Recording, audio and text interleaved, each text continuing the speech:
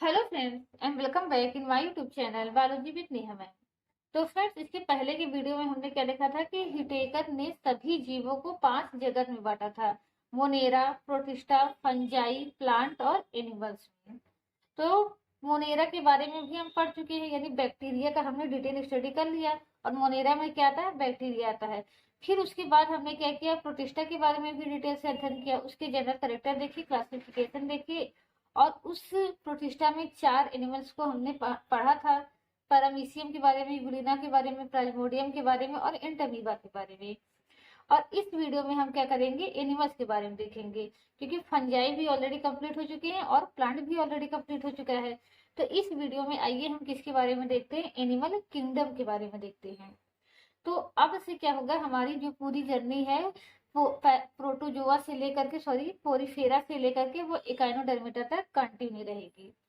तो डेली क्या होगा? एक एक आपको वीडियो मिलता जाएगा और आपका प्रोटोजोआ पोरीफेरा से लेकर के इकाइनोडर्मिटा तक चैप्टर क्या हो जाएंगे? अच्छे से कंप्लीट हो जाएंगे। तो सबसे पहले लेकिन आइए हम समझते हैं कि एनिमल किंगडम में जिनको रखा गया है, यानी एनिमल्स को रखा गया है, उनके स्पेसिफिक करेक्टर क्या होते हैं, यानी उनके आइडेंटिफिकाई, यानी उनके ऐसे कौन से करेक्टर होते हैं जो प्लांट से अलग होते हैं। तो एनिमल हमने बताया था कि कैसे होंगे? मल्टी सेलुलर होंगे, यूकैरियोटिक होंगे। लेकिन इनके अंदर क्या होगा? सेल वॉल नहीं होगा। प्लांट के केस में सेल वॉल होगा, लेकिन एनिमल के केस में सेल वॉल नहीं होगा। फिर उसके बाद हम बात करें तो ये क्या होते हैं? मोटाइल होते हैं। प्लांट जबकि मोटाइल नहीं होते।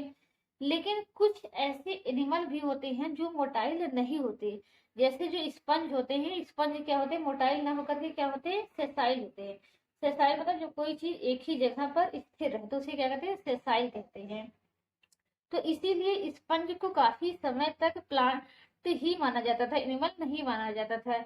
लेकिन बाद में पता चला ये प्लांट न होकर के क्या है? एनिमल। तो उसकी रीजन क्या है? वो पोरीफेरा में हम देखेंगे जब स्पंज पढ़ेंगे। तो यानी एनिमल अगर मोटाइल नहीं है तो उनका क्या होगा? गैमिट जो होगा वो मोटाइल होगा। तो इसीलिए हमने लिखा है कि मोटाइल इन एनी स्टेज। तो जनरली क्या होंगे कि सभी एनिमल मोटाइल्स होंगे, और जो एनिमल मोटाइल नहीं होगा उनका क्या होगा? गैमिट मोटाइल होगा, जैसे कि स्पंज के केस में। और तीसरा इनका जो यूनिक फीचर होता है कि ये परपोषी होते हैं। यानी जितने भी एनिमल होंगे सभी क्या होंगे? परपोषी होंगे।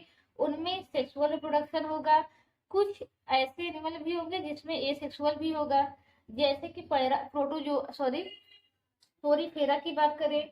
पोरीफेरा में जो स्पंज आते हैं यानी साइकॉन आते हैं, उसमें एक सेक्सुअल रिप्रोडक्शन होता है। इसी तरह जो नाइडेरिया की मेंबर हैं, ऑरेलिया और ओवेलिया, उसमें भी एक सेक्सुअल होता है। लेकिन जनरली क्या होगा? सेक्सुअल होगा, कुछ में एक सेक्सुअल होगा। और इनकी जो एक और खासियत होती है कि इनमें क्या होती है? सेंसिटिविटी होती है, यानी संवेदनशीलता होती है। संवेदनशीलता का मतलब क्या होता है कि ये अपने आसपास में जो भी चेंजेस हो रहे हैं उनको ये महसूस कर सकते हैं और उनके अगेंस्ट ये प्रतिक्रिया कर सकते हैं। तो सेंसिटिविटी क्या है? एनिमल का एक लक्षण है जो कि पादप में नहीं पाया जाता।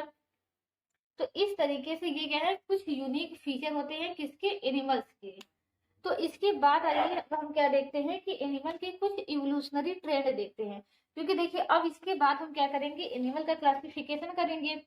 तो आप जानते हैं कि एनिमल किंगडम में क्या आते हैं? कुल हम 9 संघ के बारे में पढ़ते हैं, पोरीफेरा से लेकर के कॉर्डेटा तक। तो उनमें हम क्या करते हैं? उनके लक्षण याद करते हैं कि इनमें क्या होता है। जैसे आप याद करते हैं, इसमें बायलेटरल सिमेट्री पाई जाती है। इसमें क्या होता है? केवल 2 लेयर पाया जाता है, एक्टोडर्म, इंडोडर्म। तो आइए इन्हीं चीजों को हम क्या करते हैं? एक साथ पढ़ते हैं। तो अगर इस वीडियो को आपने अच्छे से देख लिया, अच्छे से समझ लिया, तो ये किंगडम पढ़ना, सॉरी, फाइलम पढ़ना जो है वो आपके लिए बेहद आसान हो जाएगा। यानी चीजों को बार बार रटने की जरूरत नहीं पड़ेगी कि किसमें कौन सा फिलोम पाया जाता है, किसमें कौन सी सिमेट्री पाई जाती है, किसमें कितने लेयर्स पाए जाते हैं, किनका कोशिका का स्तर कैसा होता है। तो ये चीजों को हम क्या करेंगे? सभी को एक साथ अध्ययन कर लेंगे। तो जिससे क्या होगा? सभी फाइलम के एक एक दो दो करेक्टर आपको क्या हो जाएंगे? आसानी से याद हो जाएंगे।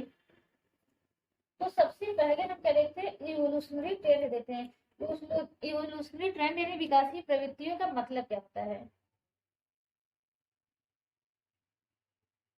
इवोल्यूशनरी ट्रेंड यानी यहाँ पर हम ये देखेंगे कि अब देखेंगे जैसे सबसे पहले क्या आता है, पोरीफेरा आता है, और सबसे लास्ट में क्या आता है, कॉर्डेटा आता है।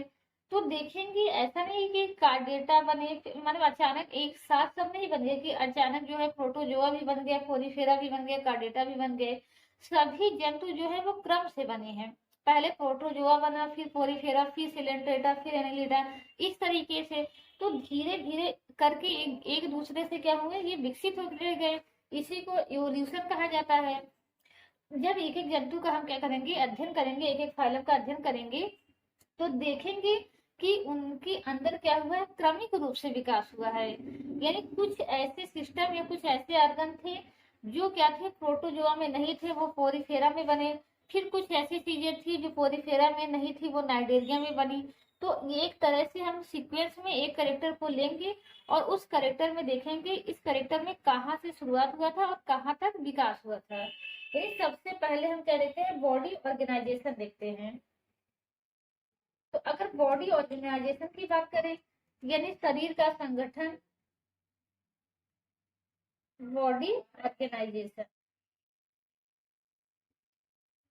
बॉडी ऑर्गेनाइजेशन का मतलब होता है शरीर का संगठन। तो देखिए, अगर शरीर का संगठन जो होता है वो 3 प्रकार का होता है। एक होता है कोशिकीय स्तर, एक होता है उतकीय स्तर, कोशिकीय स्तर, उतकीय स्तर और अंगीय स्तर। अंगीय स्तर या इसको सेलुलर लेवल कहते हैं, सेलुलर लेवल, इसको टिश्यू लेवल कहते हैं और इसको ऑर्गन लेवल कहते हैं।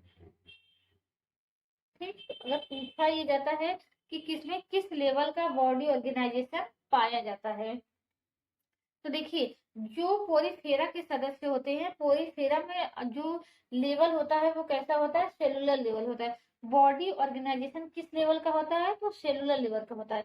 ऐसा इसलिए कह रहे हैं क्योंकि आप स्पंज तो आप देखे होंगे, आप साइकॉन इस तरीके से देखे होंगे, तो आप सोच रहे हैं कि ये साइकॉन, इसमें केवल कोशिका तो है नहीं, इतनी बड़ी है, एक कोशिकी तो है नहीं, लेकिन एक कोशिकी नहीं है, लेकिन इसको कोशिकी लेवल का क्यों कह रहे हैं, क्योंकि आप ये देखेंगे कि ये क्या होता है, असंख्य कोशिकाओं से बना हुआ है। लेकिन असंख्य जो ये कोशिकाएं हैं ये आपस में मिल करके ऊतक नहीं बनाती। यानी केवल कोशिकाओं के समूह को हम ऊतक नहीं कहते। जब समान प्रकार की कोशिकाओं का समूह हो और उनके कार्य समान हो तब जाकर के हम उसे ऊतक कहते हैं। तो जो पोरीफेरा होते हैं, यानी जिनका बॉडी ऑर्गेनाइजेशन कोशिकीय लेवल का है, इसका ये मतलब है कि उनके अंदर क्या है, ऊतक नहीं पाए जा रहे हैं। तो जो स्पंज होते हैं, स्पंज में चाहे जितने भी आते हैं, साइकॉन आता है, ल्यूकोसुलेनिया आता है, इनमें ऊतक नहीं पाए जाते। केवल सेल आपस में जुड़े होते हैं, लेकिन सेल आपस में जुड़ करके ऊतक नहीं बना पाते। क्यों नहीं बना पाते, क्योंकि ऊतक इसलिए नहीं कर रहे क्योंकि इनके कार्य क्या है, समान नहीं है। हर कोशिका का अलग अलग कार्य है। जैसे आप पोरीफेरा पढ़ेंगे तो वहां पढ़ेंगे कि इस कोशिका का ये कार्य है, इस कोशिका का ये कार्य है, तो कोशिकाएं ही कार्य कर रही हैं। ऐसा नहीं है कि समान प्रकार की कोशिकाएं आपस में मिल गई और एक ऊतक बना लिया और उस ऊतक का एक निश्चित कार्य हो गया। तो आई होप यहाँ तक आपको ये बात समझ में आ गई होगी। फिर तो ये कोशिकीय स्तर किसमें होता है, केवल पोरीफेरा में, केवल किसमें, पोरीफेरा में। फिर उसके बाद हम देखें उदकीय स्तर का। उदकीय स्तर किसे कहेंगे, यानी जब समान प्रकार की कोशिकाएं मिल करके क्या बना ले, ऊतक बना ले, और ऊतक का कार्य क्या हो, समान हो। केवल कोशिकाओं का मिल जाना ही ऊतक नहीं होता। यानी जब कोशिकाओं का कोई समूह हो, ठीक, और वो समान कार्य करे, तब उसे क्या कहेंगे, ऊतक कहेंगे, जो कि साइकॉन या किसी भी पोरीफेरा के मेंबर में देखने को नहीं मिलता। फिर दूसरा होता है उदकीय स्तर। उदकीय स्तर किसमें देखने को मिलता है, जस्ट इसके बाद जो फाइलम आता है नाइडेरिया में देखने को मिलता है। तो नाइडेरिया में क्या होता है कि वहां पर स्पष्ट ऊतक दिखाई देता है और ऊतक के अलग अलग कार्य दिखाई देते हैं। तो टिश्यू लेवल का बॉडी ऑर्गेनाइजेशन किसमें पाया जाता है, नाइडेरिया में। और नाइडेरिया के बाद के जितने फाइलम है सभी में क्या होता है, ऑर्गन लेवल का पाया जाता है। यानी इसका टिश्यू लेवल का है तो इसका मतलब इसमें ऑर्गन नहीं पाए जाएंगे। और इसके बाद क्या होता है, ऑर्गन लेवल का होता है। तो नाइडेरिया के बाद के जितने भी फाइलम हैं जो आगे हम डिस्कस करेंगे, सभी में क्या होता है, नाइडेरिया के बाद जैसे प्लेटीहेल्मिन्थीज हो गया, ठीक, प्लेटीहेल्मिन्थीज, एस्केहेल्मिन्थीज, एनेलिडा, मोलस्का, आर्थ्रोपोडा, सभी में क्या होता है, बॉडी ऑर्गेनाइजेशन कैसा होता है, अंगीय स्तर का होता है, यानी उनमें अंग पाए जाते हैं और अंग आपस में मिलकर के आप क्या बनाते हैं, अंग तंत्र बनाते हैं, यानी ऑर्गन आपस में मिलकर के क्या बनाएंगे, ऑर्गन सिस्टम बना लेते हैं। तो अंगीय स्तर का मतलब है कि इसमें ऑर्गन भी पाए जाएंगे और ऑर्गन सिस्टम भी पाया जाएगा। तो बॉडी ऑर्गेनाइजेशन आप देख रहे हैं कि जो सबसे पहले जीव बने थे उनमें बॉडी ऑर्गेनाइजेशन कैसा था, सेलुलर लेवल का था, बाद में टिश्यू लेवल का आ गया, फिर बाद में कैसा आ गया, ऑर्गन लेवल का आ गया। तो यही क्या है, विकासीय प्रवृत्तियां, यानी विकास हम देख रहे हैं कैसे कैसे हो रहा है। अब आप ये जानते हैं कि हमने जब रिप्रोडक्शन पढ़ाया था तो रिप्रोडक्शन में हमने बताया 3 लेयर बनता है, एक्टोडर्म जो सबसे बाहर होता है, फिर उसके बीच में होता है मीसोडर्म, और फिर होता है एंडोडर्म, ठीक। तो जो जीव होते हैं कोशिकीय स्तर और ऊतकीय स्तर वाले जीव होते हैं, इनमें केवल 2 लेयर पाया जाता है, इसमें भी केवल 2 लेयर और इसमें भी केवल 2 लेयर, यानी इनका जो शरीर होता है केवल 2 लेयर का बना होता है, एक्टोडर्म और एंडोडर्म। इनके शरीर में क्या होता है, मीसोडर्म नहीं पाया जाता है। तो मीसोडर्म ये पूछा जाता है सबसे पहले किस फाइलम में आपको देखने को मिलता है, तो मीसोडर्म जो है सबसे पहले प्लेटीहेल्मिन्थीज में देखने को मिलता है। तो ये देखिए सबसे इम्पोर्टेंट क्वेश्चन है कि मीसोडर्म के फॉर्मेशन की शुरुआत या मीसोडर्म आपको किस फाइलम से दिखाई देने की होता है, यानी सबसे पहले मीसोडर्म किस फाइलम में देखा गया या किस फाइलम में पाया गया है।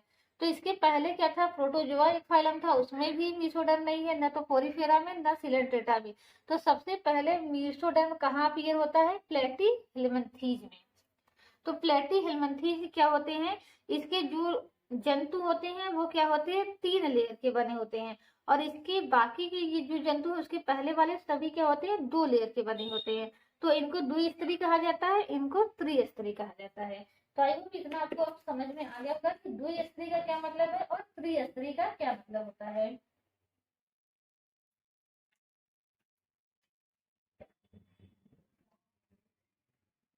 ठीक है, डिप्लोब्लास्टिक और ट्रिप्लोब्लास्टिक, ये क्या है, डिप्लोब्लास्टिक और ये क्या है, ट्रिप्लोब्लास्टिक, ठीक। तो एक करेक्टर इस तरीके से हमने देख लिया, क्या देख लिया, बॉडी ऑर्गेनाइजेशन।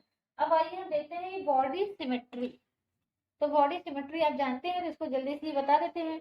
एक आप जानते हैं रेडियल होता है और एक बाइलेटरल होता है, ठीक। सिमेट्री पहले जान लेते हैं कि सिमेट्री क्या होती है, ठीक। तो जब क्या कर सकते हैं हम, किसी जीव को एक या एक से अधिक काट द्वारा 2 समान भागों में या 2 से अधिक समान भागों में बांट सकते हैं, तब ये हम कहते हैं कि उस जंतु के अंदर सिमेट्री है। यानी जब हम क्या कर सकते हैं, किसी जंतु को 2 या 2 से अधिक बराबर भागों में बांट सकते हैं, तब कहते हैं कि जंतु के अंदर सिमेट्री है। अगर नहीं बांट सकते तब कहेंगे कि सिमेट्री नहीं है, तो वो जंतु कैसा है, एसिमेट्रिकल है। और अगर सिमेट्री है तो कैसा है, सिमेट्रिकल है। तो जो जिनके अंदर सिमेट्री है उन्हें हम क्या कहेंगे, सिमेट्रिकल कहेंगे। तो ये जो सिमेट्रिकल होते हैं ये 2 प्रकार के होते हैं, एक होता है रेडियल सिमेट्री और एक होता है bilateral symmetry. Bilateral symmetry, symmetry क्या होती है, 2 प्रकार की होती है, रेडियल और बाइलेटरल।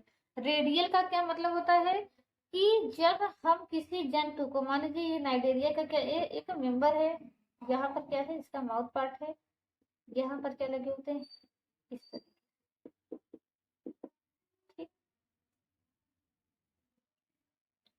जब हम क्या करें, किसी जंतु को एक से अधिक स्थानों पर यानी कई काट द्वारा समान भागों में बांट सकते हैं, तब उसे हम कहते हैं रेडियल सिमेट्री। जैसे अगर हम इसको यहाँ से काटे तो भी समान भागों में बटेगा, यहाँ से काटे तो भी समान भागों में, यहाँ से काट रहे हैं, यहाँ से काट रहे हैं, यानी जितने भागों में हम इसको काटना चाहें समान भागों में काट सकते हैं। लेकिन बाइलेटरल क्या होता है कि केवल एक ही जगह से हम क्या कर सकते हैं, 2 समान भागों में बांट सकते हैं। जैसे कि अगर हम मनुष्य की बात करें, ठीक, अगर हम मनुष्य की बात करें, ठीक, तो मनुष्य को क्या कर सकते हैं हम, केवल बीचों बीच माना एक ही जगह से दो बराबर भागों में बांट सकते हैं। अगर यहाँ से बांटते हैं तो आप जानते हैं कि बाहर से भी क्या होगा, ये समान भागों में बटेगा, अंदर से भी समान भागों में बटेगा, क्योंकि हमारी आदत उसी तरीके से व्यवस्थित है। आप देखेंगे हर एक चीज दो मात्र दो पाया जा रहा है, किडनी भी दो है, इसी तरह लंग भी दो है, तो एक इधर आ जाएगा एक इधर आ जाएगा, यानी मनुष्य पूरी तरीके से दो समान भागों में बट जाएगा। लेकिन एक ही जगह से अगर यहाँ से काटेंगे तब नहीं बटेगा, जब यहाँ से काटेंगे बीचों बीच से तभी।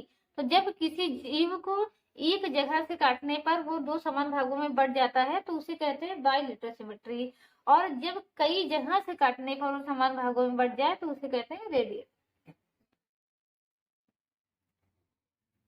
अब क्या देखते हैं, पाचन तंत्र यानी डाइजेस्टिव सिस्टम देखते हैं। देखिए जो जितने भी डिप्लोब्लास्टिक हैं, तो जो डिप्लोब्लास्टिक होते हैं उनमें क्या होता है, पाचन तंत्र नहीं पाया जाता है। पाचन तंत्र की शुरुआत कहाँ से हुई है, ट्रिप्लोब्लास्टिक से हुई है। और ट्रिप्लोब्लास्टिक कौन है, प्लेटी हेलमिंथेस।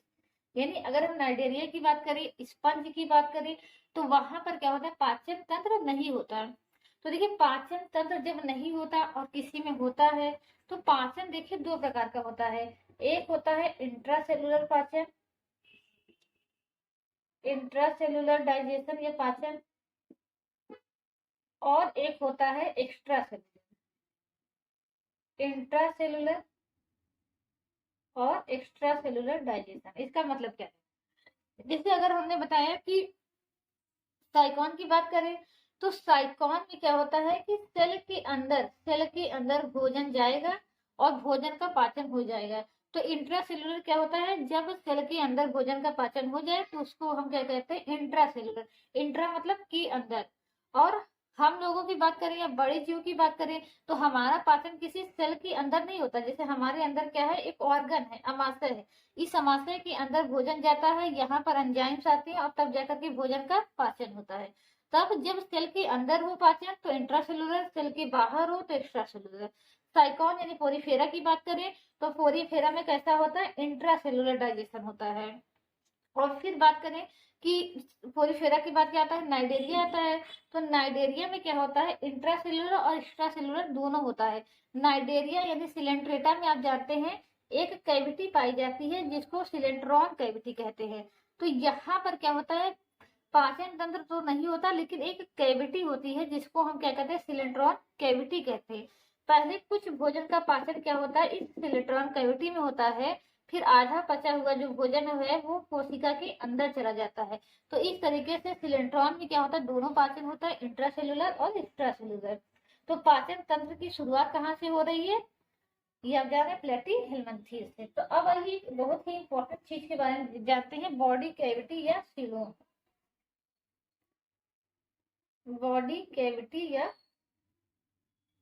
सीलोम, ठीक। तो देखिए सीलोम क्या होता है, सीलोम का मतलब होता है the space between body wall and digestive system,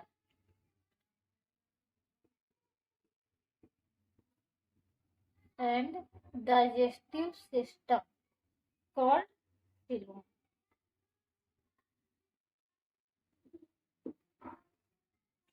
अब देखिए इसका मतलब क्या है, the space between body wall and digestive system. तो आप ये जानते हैं कि जो एनिमल्स होते हैं वो क्या होते हैं, तीन लेयर उसमें पाया जाता है, एक्टोडर्म, मीसोडर्म और एंडोडर्म। यहाँ पर क्या होता है, सबसे बाहर की जो लाइनिंग होती है उसको हम क्या कहते हैं, एक्टोडर्म कहते हैं। सबसे बाहर की लाइनिंग को हम क्या कहेंगे, एक्टोडर्म। और इसके अंदर क्या होता है, यहाँ पर क्या होता है, डाइजेस्टिव सिस्टम होता है। डाइजेस्टिव सिस्टम को शॉर्ट में हम क्या कहते हैं, गट कहते हैं। और यह जो गट होता है वो किससे लैंड होता है, यह गट जो होता है लैंड होता है एंडोडर्म, ठीक। तो सबसे बाहर क्या हो गया, एक्टोडर्म, इसके अंदर क्या हो गया, एंडोडर्म,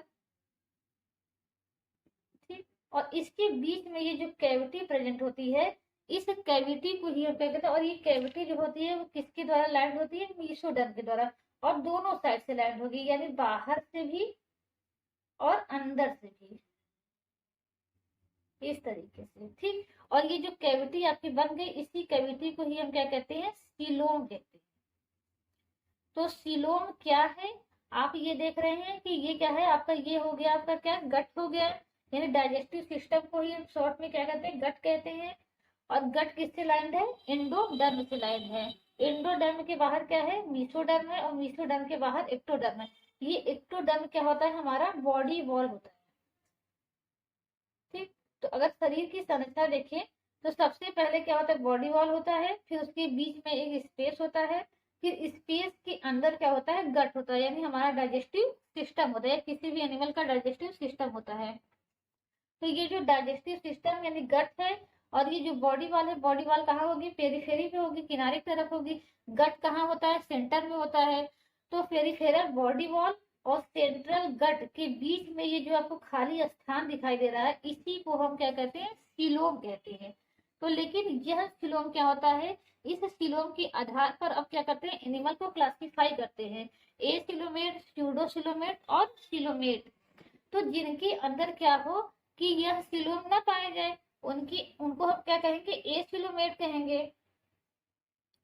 तो ए सिलोमेट में अगर सीलोम न पाया जाए तो उनके अंदर पाया क्या जाएगा, तो उनके अंदर क्या होता है, यहाँ पर मीसोडर्म टिश्यू भरा होता है। तो इस सीलोम में क्या भरा होता है, मीसोडर्म टिश्यू भरा होता है, और इस मीसोडर्मल टिश्यू को हम क्या कहते हैं, पैरेकाइमा कहते हैं, पैरेकाइमा। तो अब आपको समझ में आ गया कि ए सिलोमेट क्या होते हैं। अब फिर आती है, देखते हैं कि स्यूडो सिलोमेट क्या होते हैं। तो हमने ये बताया कि अगर सिलोम है, जो ट्रू सिलोम है, ट्रू सिलोम के लिए क्या कंडीशन है कि वो दोनों तरीके से, यानी बाहर, ये सिलोम हो गया, ये बाहर से भी और अंदर से भी क्या होना चाहिए, मीसोडर्म से लैंड होना चाहिए। लेकिन स्यूडो सिलोम क्या होता है कि बाहर से तो लैंड होता है, लेकिन अंदर से लाइनिंग इसकी नहीं होती, ये वाली लाइनिंग नहीं होती। तो इस तरीके से आप देख रहे हैं कि यह जो सिलोम है, ये बाहर से तो मीसोडर्म से लैंड है, लेकिन अंदर से किसके द्वारा लैंड है, ये अंदर से लैंड है एंडोडर्म के द्वारा। तो ये ट्रू सिलोम इसको ना कह करके हम क्या कहते हैं, स्यूडो सिलोम कहते हैं। तो इस तरीके से दो हमें समझ में आ गया कि ए सिलोमेट क्या होती है और स्यूडो सिलोमेट क्या होते हैं। अब सिलोमेट क्या होते हैं, सिलोमेट यानी जिनके अंदर क्या हो, सिलोम पाया जाए, उनको हम क्या कहते हैं, सिलोमेट कहते हैं। अब सिलोमेट भी क्या होते हैं, सिलोम के फॉर्मेशन के आधार पर क्या होता है, दो प्रकार का होता है। एक होता है साइजोसिलोम, यानी जो सिलोम होता है, या इसको हम क्या कहते हैं, ट्रू सिलोम को हम क्या कहते हैं, यू सिलोम भी कहते हैं। तो ये जो ट्रू सिलोम होता है या यू सिलोम होता है, ये दो प्रकार का होता है। एक होता है साइजोसिलोम और एक होता है इंटेरोसिलोम। साइजोसिलोम और एक होता है इंटेरोसिलोम। तो देखिए साइजोसिलोम और इंटेरोसिलोम में क्या अंतर होता है, अंतर क्या होता है, बस फॉर्मेशन का अंतर होता है, दोनों की संरचना क्या होती है, समान होती है। यानी इंटेरोसिलोम और साइजोसिलोम क्या होता है, बनने में बस केवल अंतर होता है। अंतर कहाँ से आता है, तो जैसे हमने बताया कि शुरुआत में क्या होता है कि सबसे पहले बाहर की तरफ क्या बनता है, एक्टोडर्म बनेगा। ठीक, बाहर की तरफ सबसे पहले एक्टोडर्म बनेगा, फिर उसके बाद यहाँ पर क्या होती है, एंडोडर्म होती है, एक्टोडर्म एंडोडर्म। ठीक, ये हमारा क्या है, गट। और यहाँ पर एक टिश्यू भरा होगा जिसको हम क्या कहेंगे, मीसोडर्म। तो ये तीन लेयर सबसे पहले बनती हैं जब एम्ब्रियो का निर्माण होता है, एक्टोडर्म, मीसोडर्म और एंडोडर्म। ठीक, इसको अच्छे से भर देते हैं। ये यहाँ जो स्पेस है वो किससे भरा रहेगा, मीसोडर्म। अब देखिए गट बनेगा कैसे, सॉरी यहाँ पर सिलोम बनेगा कैसे। तो जब अगर साइजोसिलोम है तो साइजोसिलोम में क्या होता है कि यहाँ पर ये मीसोडर्म जो होता है वो दो लेयर में स्प्लिट हो जाता है। सिंपली यहाँ से क्या होगा, ये यहाँ पर क्या है कि मीसोडर्म लेयर भरा हुआ है, तो मीसोडर्म के लेयर क्या होगा, यहाँ से बीच में से डी जनरेट हो जाएंगे इस तरीके से, ऐसे इस तरीके से। तो आप देखेंगे कि इस तरीके से क्या हुआ कि मीसोडर्म लेयर जो थी, यानी जो मीसोडर्म टिश्यू थी, वो क्या हो गई, दो लेयर में स्प्लिट हो गई। एक बाहर वाली लेयर बन गई, एक अंदर वाली लेयर बन गई। जैसे कि हमने प्लेसेंटा के निर्माण में देखा था कि दो प्रकार का मीसोडर्म बन गया था, ऐसे ही यहाँ पर भी देख रहे हैं कि दो प्रकार का मीसोडर्म बन गया। कैसे बना, पहले मीसोडर्म टिश्यू था, मीसोडर्म टिश्यू, बीच की मीसोडर्म टिश्यू जो होती है वो डीजेनरेट हो जाती है। तो डीजेनरेट होने से मीसोडर्म क्या हुआ, दो लेयर में स्प्लिट हो गया, बाहर वाली लेयर और अंदर वाली लेयर। यानी इसकी संरचना अब कुछ इस तरीके से हो गई, ऐसे। ठीक, तो अब ये दो तरीके से बनाइएगा, हम एक ही तरीके से बना रहे हैं। ठीक, तो ये जो बाहर वाला मीसोडर्म है और एक अंदर वाला मीसोडर्म हो गया। तो इस मीसोडर्म को अब हम क्या कहते हैं, पेरिटोनियम कहते हैं, पेरिटोनियम। तो पेरिटोनियम आप देख रहे हैं दो है, एक जो बॉडी वॉल से अटैच होती है उसको हम क्या कहते हैं, पैराइटल पेरिटोनियम। पैराइटल मतलब होता है किनारे पर, पैराइटल पेरिटोनियम। ठीक, यानी मीसोडर्म पहले टिश्यू था, वो दो लेयर में बदल गया और उस लेयर को अब हमने क्या नाम दे दिया है, पेरिटोनियम। जो बॉडी वॉल से अटैच है उसको हमने क्या नाम दे दिया, पैराइटल पेरिटोनियम। और जो अंदर किससे अटैच है, एक्टोडर्म इंडोडर्म से, उसको हमने क्या नाम दे दिया, विसरल पेरिटोनियम। देखिए ये शब्द आप लोगों ने पहले भी सुना होगा, विसरल पेरिटोनियम, पैराइटल पेरिटोनियम। तो ये एक्चुअल में दोनों क्या है, मीसोडर्म लेयर है। ठीक, तो इस तरीके से ये जो आपका स्पेस बना, इस स्पेस को ही हम क्या नाम दे दिए, सिलोम का नाम दे दिए। तो जो साइजोस्टिलोम होता है, तो साइजोस्टिलोम में आप देख रहे हैं कि सिलोम का निर्माण कैसे हो रहा है कि मीसोडर्म टिश्यू क्या हो जा रही है, डीजेनरेट हो जा रही है, जिससे मीसोडर्म क्या हो जा रहा है, दो लेयर में स्प्लिट हो जा रहा है, एक लेयर बाहर की तरफ, एक लेयर अंदर की तरफ। तो देखिए अब इंट्रोसिलोम में क्या होगा, इंट्रोसिलोम में हम क्या बनाएंगे, यहाँ पर बीच में हमारा क्या होगा, गट होगा। ये किससे लैंड होगा, आपका एंडोडर्म के द्वारा लैंडिंग होगी, इसकी एंडोडर्म की लैंडिंग होगी। और एंडोडर्म के बाहर यहाँ का क्या होगा, एक्टोडर्म होगा। अब यहाँ इंट्रोसिलोम में देखिए सिलोम बनता कैसे है कि यह एंडोडर्म की जो लेयर होती है वो बाहर की तरफ क्या करेगी, ई वेजनेट करेगी। ई वेजनेट मतलब बाहर की तरफ उठेगी इस तरीके से।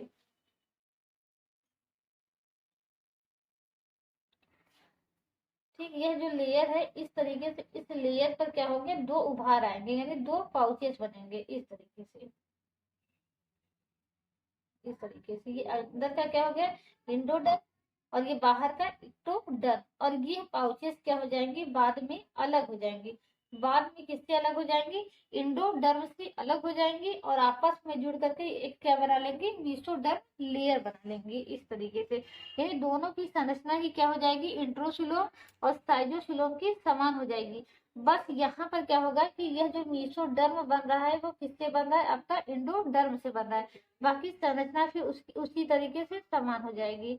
यानी यहाँ पर क्या होगा, बाहर एक्टोडर्म होगा, अंदर की तरफ इंडोडर्म होगा, इंडोडर्म की लाइनिंग होगी। और ये जो मीसोडर्म का ये पाउच अलग हुआ है, ये आगे चल करके पहले तो यहाँ पाउच ये अलग होंगे, ऐसे करके टूटेंगे, इस तरीके से दो पाउच बना लेंगे।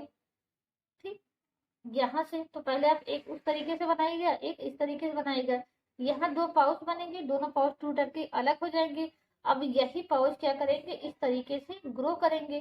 तो आप देखेंगे कि मीसोडर्म की क्या हो जाएगी, दो लेयर बन जाएगी, एक बाहर, ये अंदर वाली लेयर और ये बाहर वाली लेयर। इसी तरीके से संरचना इसमें भी बन गई इस तरीके से। तो यानी दोनों का क्या होता है, फॉर्मेशन में अंतर आता है, लेकिन एंड प्रोडक्ट दोनों का ही समान होता है। दोनों में ही सबसे बाहर क्या होगा, एक्टोडर्म होगा। फिर ये मीसोडर्म की दो लेयर हो गई, जिसको अब हम क्या नाम देते हैं, पेरिटोनियम नाम देते हैं। फिर ये क्या हो गया, सिलोम हो गया। तो सिलोम के लिए क्या कंडीशन है कि अंदर से और बाहर से दोनों से मीसोडर्म से लैंड होना चाहिए। तो ये हमारा क्या हो गया, सिलोम हो गया। ठीक, और ये गट हो गया, और गट किसके द्वारा लैंड होता है, इंडोडर्म के द्वारा लैंड होता है। तो इतनी चीजें हमें क्या जाननी होती है, एनिमल किंगडम के बारे में जानी होती है। तो नेक्स्ट वीडियो में हम क्या करेंगे, एनिमल किंगडम का जब क्लासिफिकेशन देखेंगे तो वहाँ ये सभी कैरेक्टर क्या होंगे, काम आएंगे। तो इनको जब हम प्रोटोस्टोमिया, ड्यूटोस्टोमिया, रेडिएटा, बाइलेटरल में बांटेंगे तो वहां पर ये कैरेक्टर काम आएंगे। तो अगर वीडियो आपके लिए हेल्पफुल रहा हो तो प्लीज वीडियो को लाइक कीजिए और चैनल को सब्सक्राइब कीजिए। Thank you so much.